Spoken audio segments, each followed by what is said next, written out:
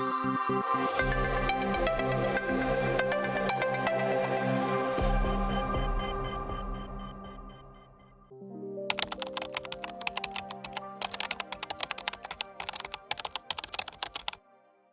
if those 8 become 3? What if the 3 become 2? Then suddenly we have the history of mankind, all known data in the hands of 2 companies. That is what frightens me the most. Sort of Wild West moment in AI. With adoption of the technology, we're not quite sure what's coming next. We're trying to keep an ear to the ground as best we can. And we know that there's also a crisis of trust in government. Are we going to let the power of AI accrue to the already powerful?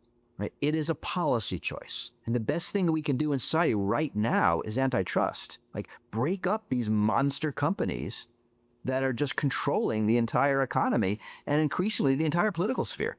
Welcome to the finale of the 4 Futures of AI. I'm Francis Rose. We've spent this series investigating how the public sector will survive the AI revolution. To answer that, this 4-part series brings to life a visionary framework developed by EY. They mapped out 4 distinct scenarios for the year 2030 to help public officials anticipate the coming waves of change. The desired outcome of this exercise isn't to predict the future perfectly with a crystal ball. It's about preparation and imagination. By exploring these futures, government leaders can build resilient strategies today to ensure they actively steer artificial intelligence toward the public good rather than just passively reacting to it. We've explored the steady path of growth. We've seen the blinding speed of transform. We've felt the pull of the leash in constraint. But today, we confront the scenario that keeps these leaders up at night: collapse. In this future, the immense cost and complexity of AI leads to a monopoly, a world where 1 or 2 companies control the brain of the planet and governments are left scrambling to keep up. This is the battle for control.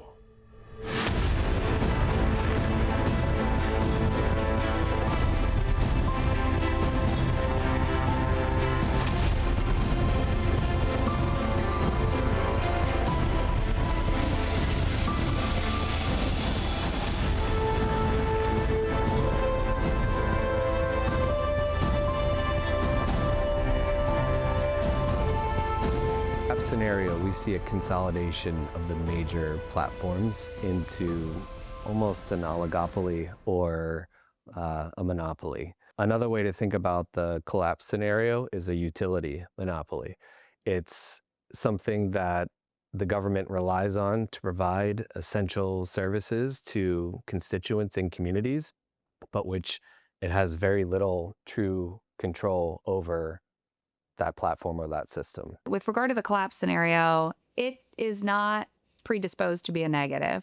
Obviously, in general, in our society, we try to stay away from monopolistic scenarios. And so you don't want to get to a point where the incentive structures for investment and for a company and for innovation are maybe not necessarily competition and continuing to push the envelope and those sorts of things. So in collapse, what we hope to see is regulators and individuals within county, state, national government that understand the technology enough to understand kind of what some of those levers are and where the market is headed. So the collapse scenario is basically your monopoly scenario. So you've got the idea is there's 1, maybe 2 companies that have the best, most intelligent models, and they've pulled away enough from every other company that they basically have a monopoly on superintelligence or some sort of whatever the latest iteration of AI intelligence is. You've got 1 company controlling effectively, a nation or more's worth of intelligence and productivity output. And so there's a lot of dangers in this scenario, right? We all know that monopolies generally are bad and we try to avoid them, but there's obviously a big national defense implication here. The defense and security agencies must be experimenting with artificial intelligence today, or they will be quickly behind adversaries in 3 months, 6 months, 12 months. The time is unknown, but Adversaries are accelerating their use of AI tools, and the race is on. The most intelligent model is not being offered publicly. So the most intelligent model is being used almost purely to develop itself and to develop sort of smaller, cheaper versions to release to the public. So you've basically got, privatized AI in a way that only one company can effectively build and maintain, that nobody can really come after.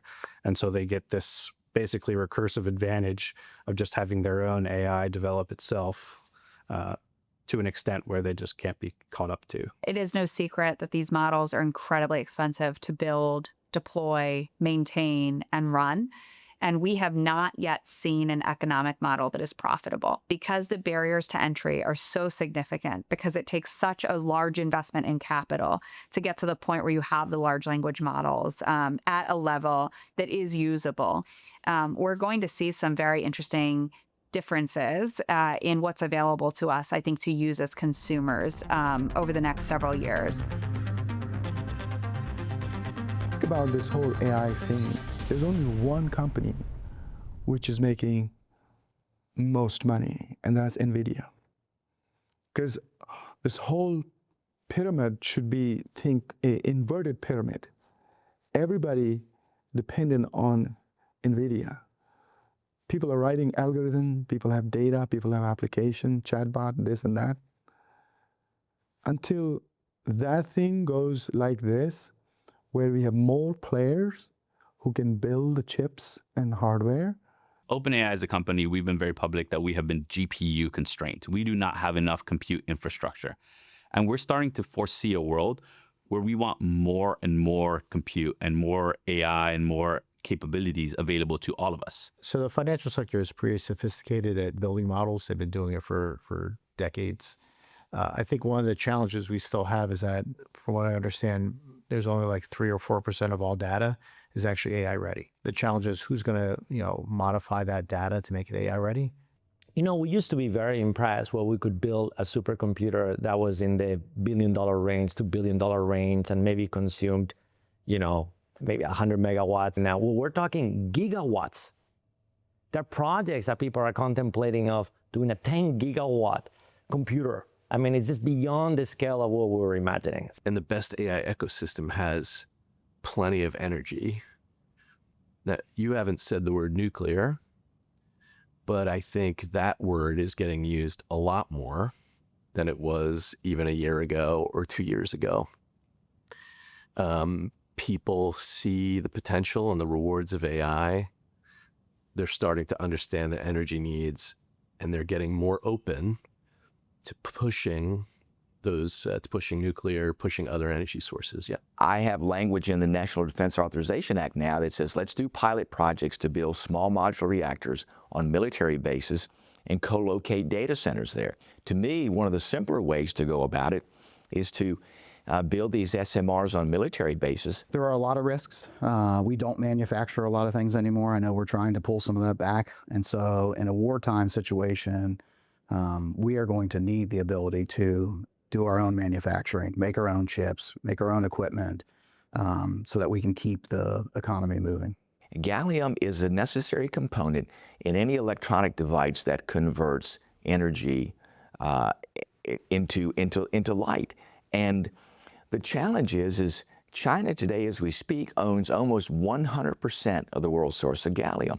And if you remember recently, they've said, we're turning off the flow of rare earth elements to the United States.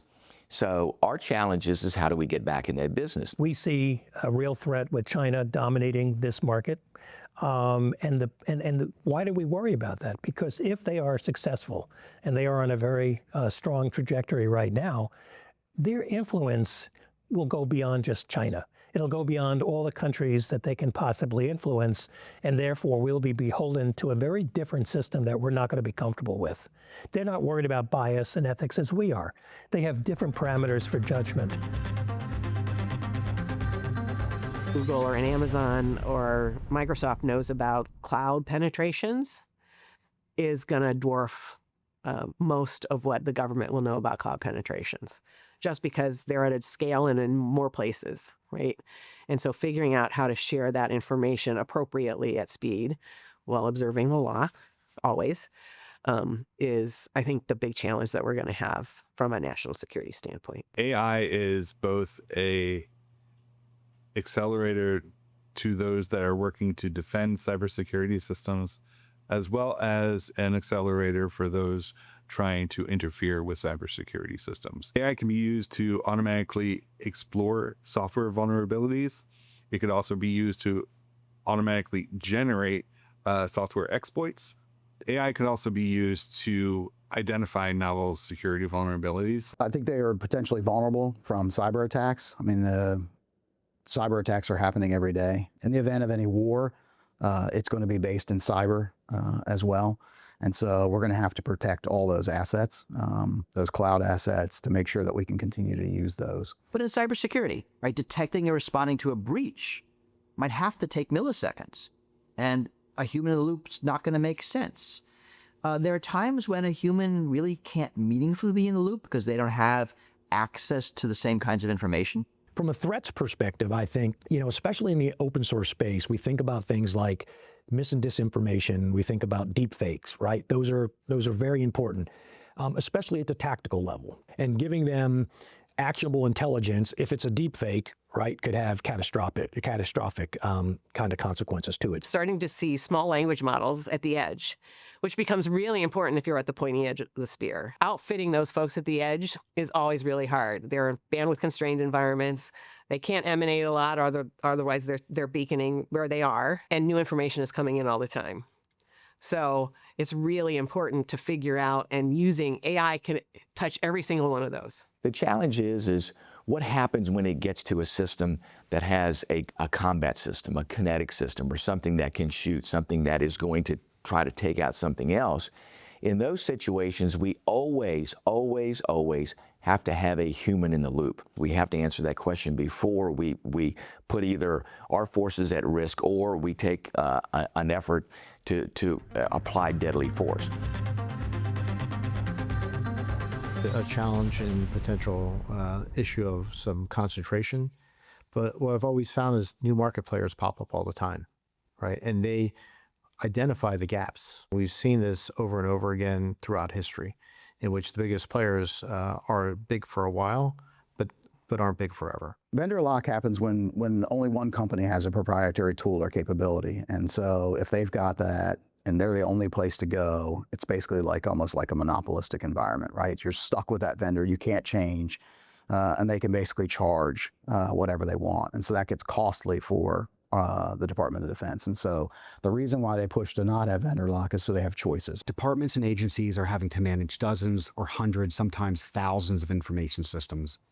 And every time you choose a different technology, a different cloud service provider, a different large language model provider, you are ultimately bringing on variance in your organization that you have to manage by having specialized resources, and each one of those companies are in their own level of maturity and are each themselves trying, whether they admit it or not, to make you as dependent upon their technology as possible. Vendor locking can get you if you're not paying attention. I think how you design your platforms going forward is probably the most critical element. With today's capabilities and agentic capabilities that are upcoming, vendor lock-in shouldn't be a problem unless you put all your eggs in one basket. Where's your data being housed? Because the data is the critical component of using any tool and preventing lock-in. If you own that data and you can pull that data at any time, you have capabilities of migrating to a different tool set fairly easy. To be very honest with you, I think the best thing you can do as an IT shop is to make sure that you drive the solution, the strategy, and not the vendor.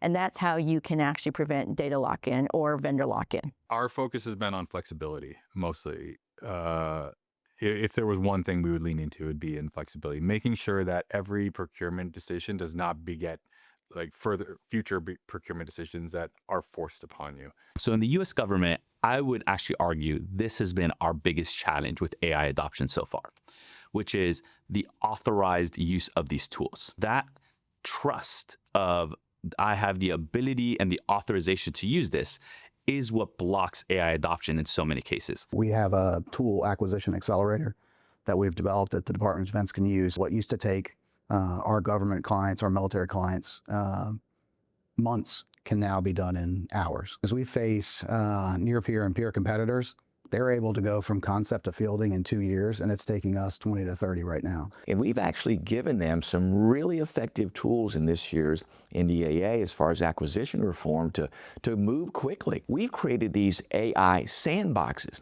We want them to be able to do pretty aggressive experimentation, but in a limited sense, to understand what's going to happen within this realm and experiment within that sandbox and do a lot of really exciting things, and then determine from there, now where can we apply this in a broader sense.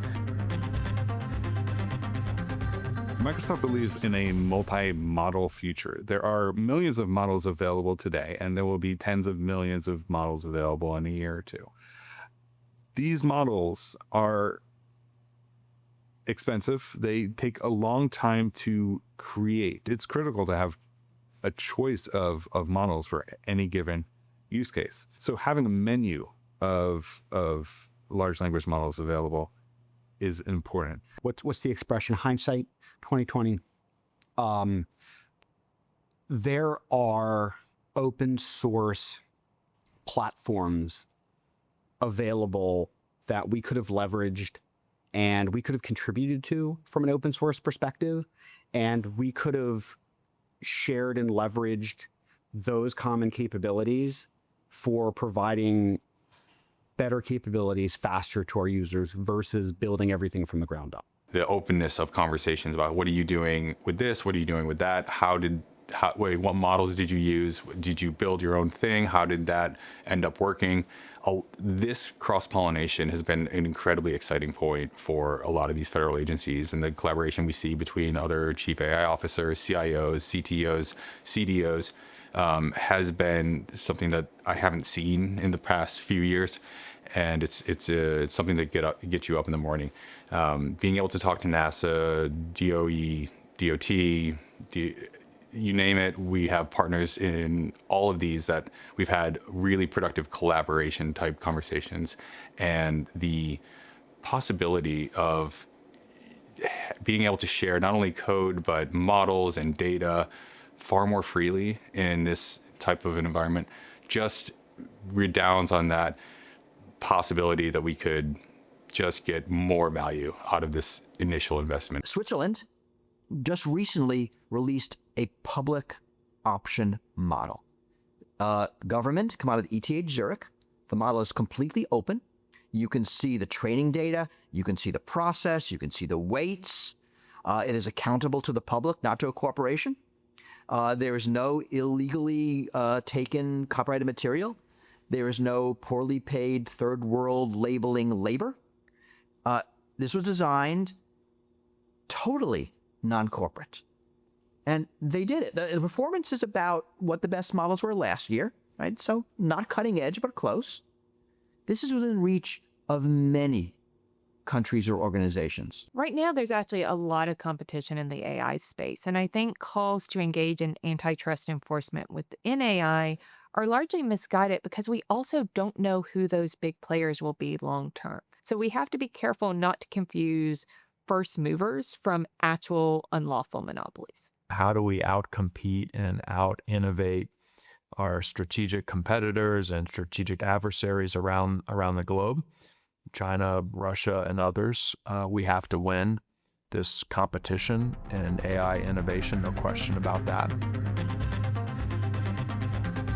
I think some people do not understand that AI is actually us, right? If you really think about it, the data that AI is trained on is the data that we have, our values, our norms, our assumptions about the world. So what does that mean?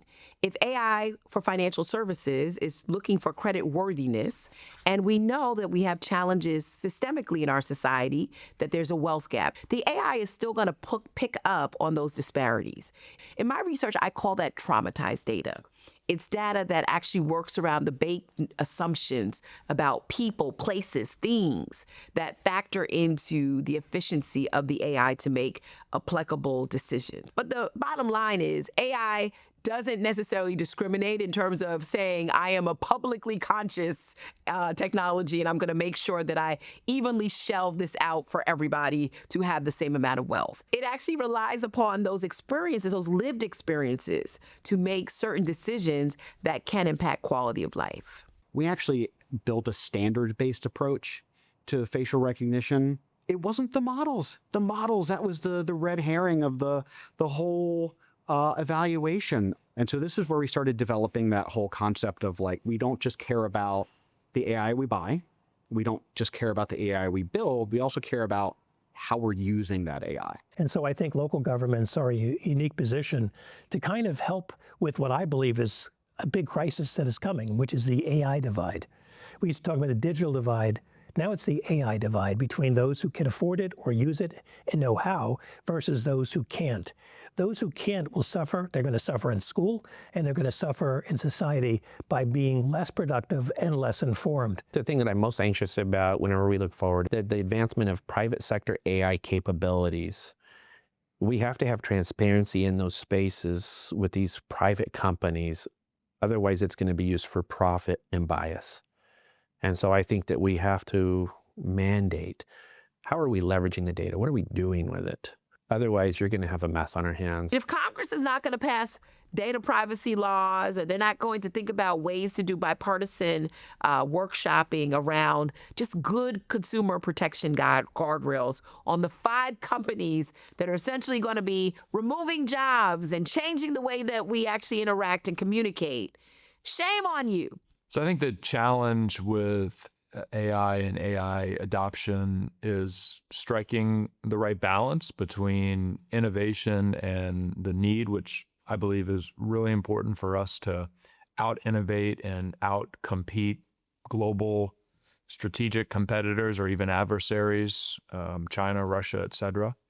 Balancing that need to innovate and compete with the need for safety and responsible growth and development of AI, and especially responsible and safe adoption of AI in the federal government. And you could look at those two things as being in tension, but I actually think they're complementary because if we don't get the responsibility piece right, inevitably our innovation and growth will be stymied because there will be a backlash if we're not doing it in the right way. What happens if we become so over-reliant on digital infrastructure and technology that is AI infused? What happens if suddenly airplanes are no longer to take off or land? What happens if our electric grid goes down for various reasons? What happens if people's energy bills are now unaffordable because of the massive consumption required by data centers? So the list goes on, but for every negative, there's a corresponding positive. So it's really up to us to chart our future. I think we're in a moment right now where we have an opportunity to take pen to paper, and that paper is basically empty. And I think the work that we do over the next few years, from a regulatory perspective, from an execution perspective, from a strategy perspective, will end up having implications for the next decade. Let's evolve the conversation such that we say, yes, we want to win in AI to do these things, to solve these problems that are going to make your life better, that are going to lower costs for you, that are going to make you healthier, that are going to enhance our national security. So I think that that's the way the conversation needs to evolve. And that will be much more positive. It's AI or die. The programs that matter in the government are evolving, and they're including AI in the process because we're seeing that evolution. We're seeing the demand from citizens for new and innovative applications of the programs. And the ones that matter are going to succeed in creating these more personalized outcomes. Growth, transform, constraint, and collapse. We've explored 4 distinct paths for the year 2030, but the reality will likely be a messy human blend of all of them. The question isn't just which future will happen, it's which future will we choose to build? Will we let the technology dictate our values, or will we use our values to shape the technology? The pen is in our hands. The story is ours to write, but we have to write it now. For the 4 Futures of AI, I'm Francis Rose. Thanks for watching.